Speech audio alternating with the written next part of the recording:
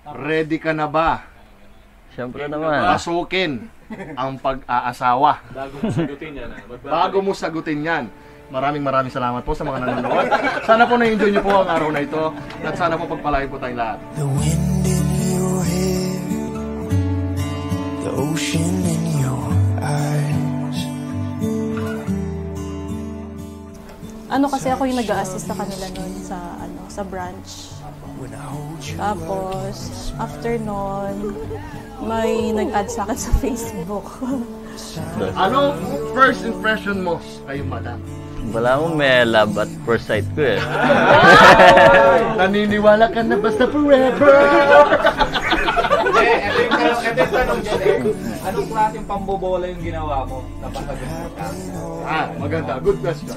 Race as fast as we can, over and over, your hand in my hand, as we face forever and give love a chance. I'll show you again and again.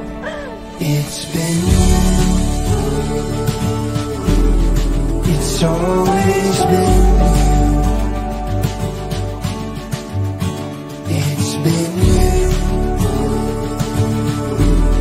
It's always been you. It's been you.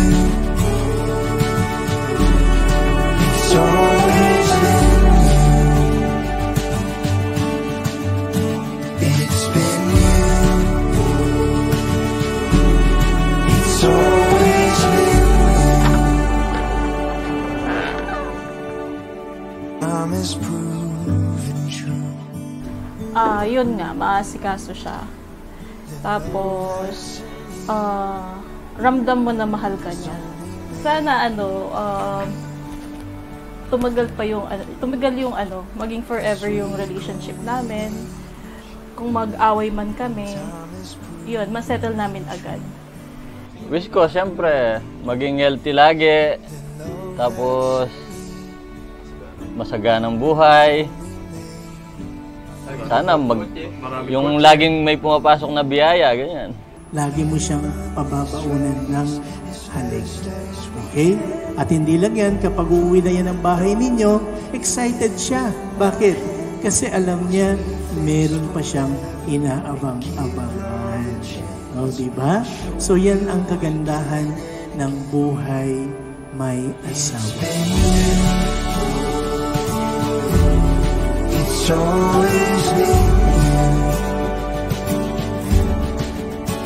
It's been you.